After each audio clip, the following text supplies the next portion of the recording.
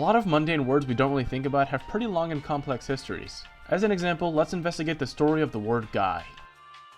The story begins with the Germanic languages. Before even the era of Old English, Old High German, Gothic, and Old Norse, in the Roman era, when the common ancestor of all these languages, Proto-Germanic, was still being spoken. And not only was everyone walking around with super Germanic names, but there were also tons of super Germanic nicknames. One of them was Guido, a nickname derived from the ancestral Germanic word for wood.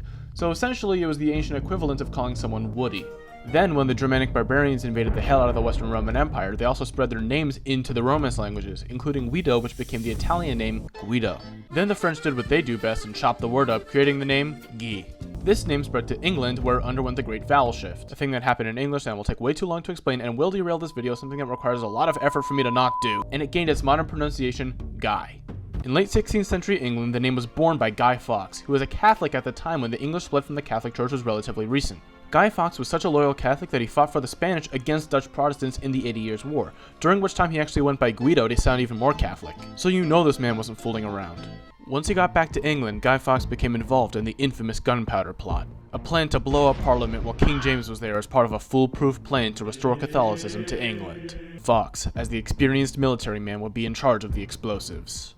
But after an anonymous letter tipped off one of the barons from Parliament's House of Lords, Guy Fawkes was discovered in a cellar underneath Parliament, suspiciously guarding 36 barrels full of gunpowder.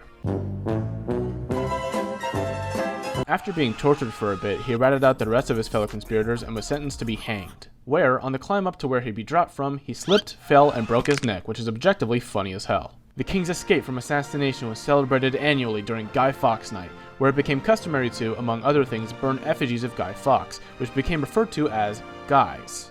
Now comes the phenomenon of semantic drift. Semantic drift is when the meaning of a word or phrase changes over time.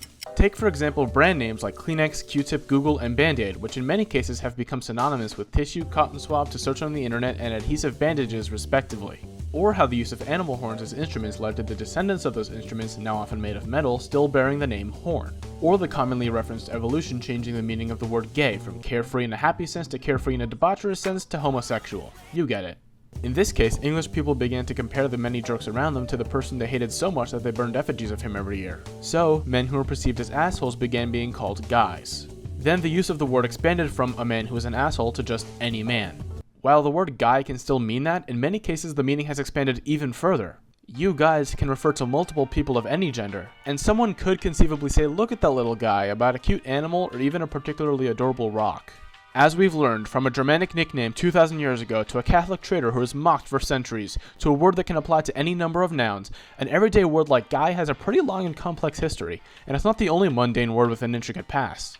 So remember, even the most seemingly uninteresting things in the world could have their own interesting story to tell. And now, every time you hear the word guy, which is like a dozen times an hour, you're gonna think of this video. You're welcome.